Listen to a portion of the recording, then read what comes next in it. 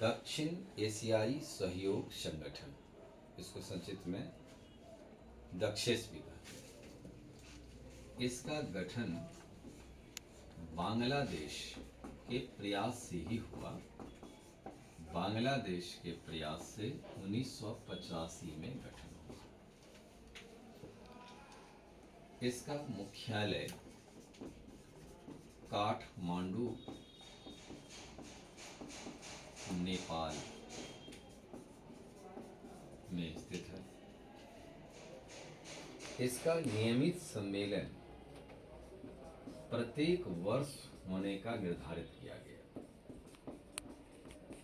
जो सदस्य राष्ट्र के देश में ही होगा प्रत्येक वर्ष। लेकिन यह सम्मेलन इसका नहीं हो रहा है। भारत और पाकिस्तान की राजनीतिक द्वंद्व के कारण यह संगठन नहीं हो पा रहा है। नियमित सम्मेलन अब अवरुद्ध हो गया। तो पहले चलिए कि इसका सदस्य राष्ट्र जो था, भारत और इसके पड़ोसी देश ही मूल रूप से हैं। वर्तमान में सदस्य राष्ट्र 8 है और 8वां सदस्य राष्ट्र इसका अफगानिस्तान है। अब थोड़ा सा मैप पर आइए, जहाँ समझिए कि सार्क का गठन किस उद्देश्य के साथ किया गया। लेकिन भारत और पाकिस्तान की राजनीतिक द्वंद्व ने इस संगठन को कमजोर कर दिया।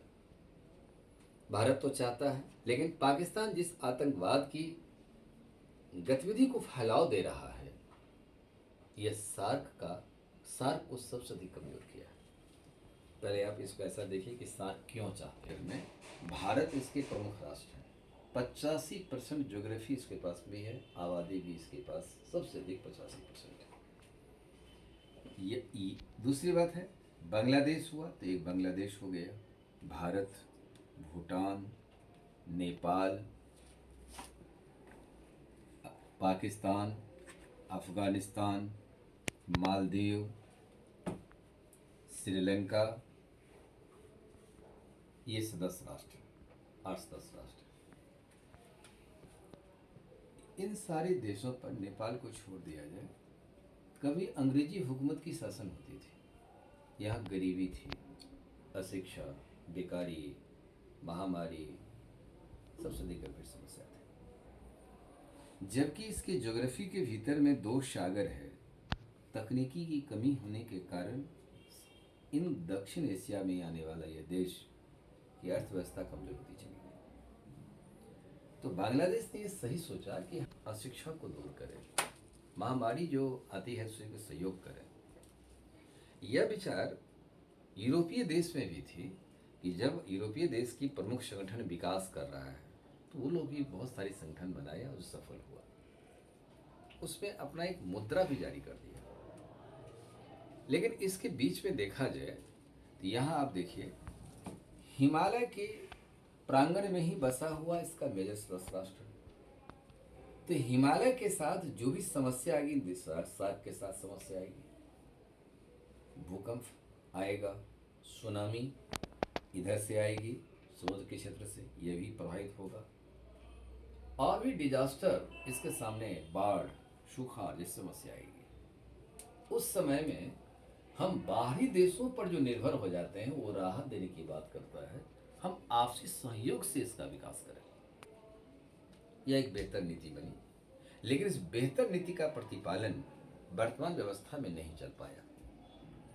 यह नदियाँ निकलती हैं, बहुत सारी नदियाँ हिमालय से निकल रही है, इन सदस्य राष्ट्रों से गुजरती है, तो नदी विवाद हो गया।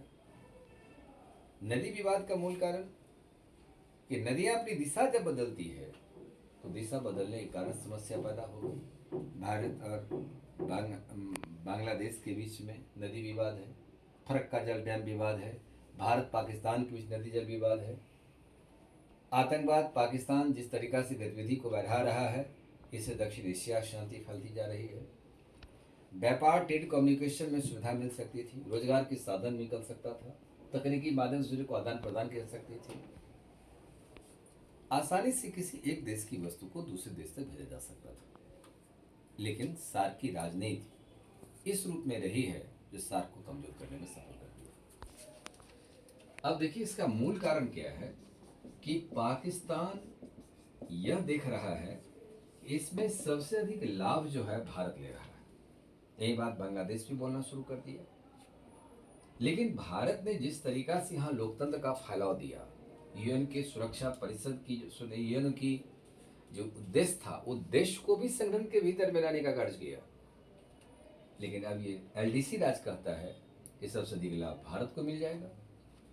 पाकिस्तान आतंकवाद की गतिविधि को बढ़ाने के कारण यदि आज देखा जाए तो नदी विवाद है, अपने स्थान पर है, उसका समाधान किया जा सकता था।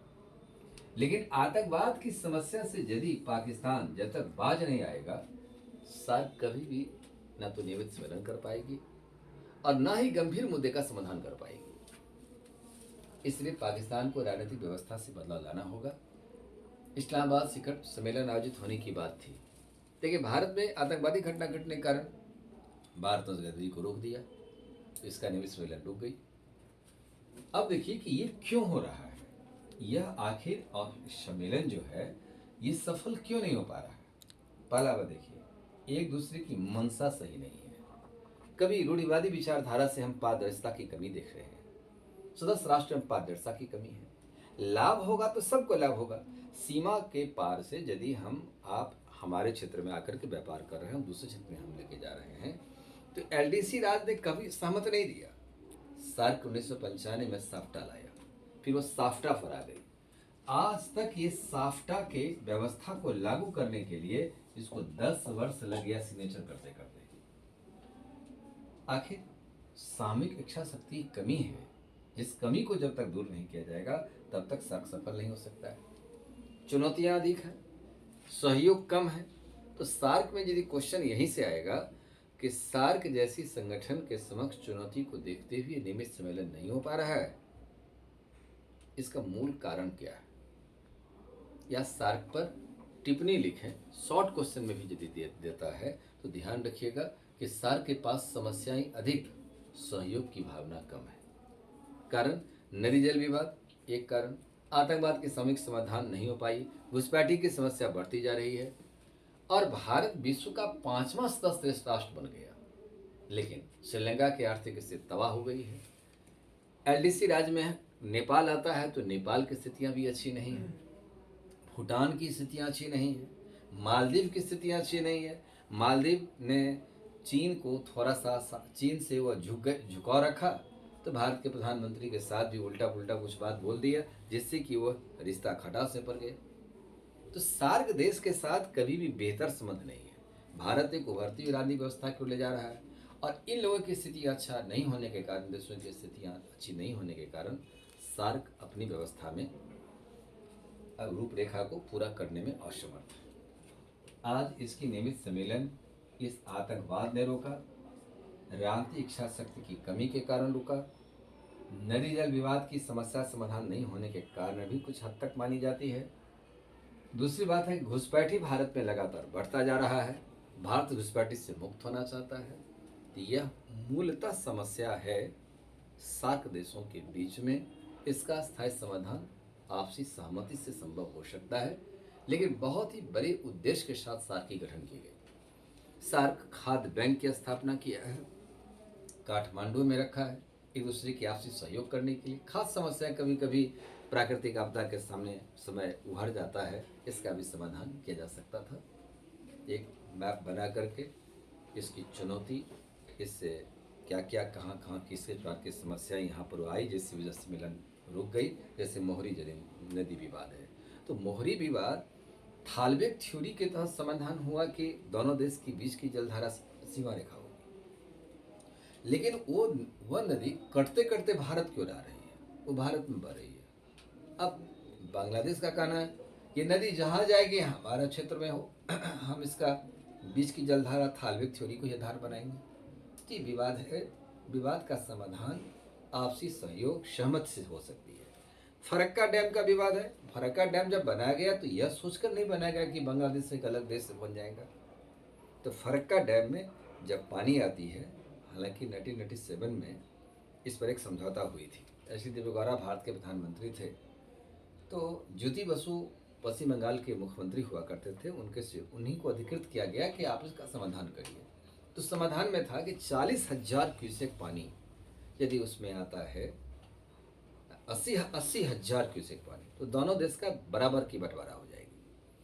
40-80 क्यूसेक से अधिक पानी आता है तो भारत उसका हिस्सेदार बन सकता है। अब उसके बाद भारत ने क्या क्या कृत्रिम गंगा निकाला बड़े जलियान को लाने के लिए। बांग्लादेश में पानी मंथर गति से बहती है। बांग्लादेश में गंगा पद्मा के नाम से बहती है।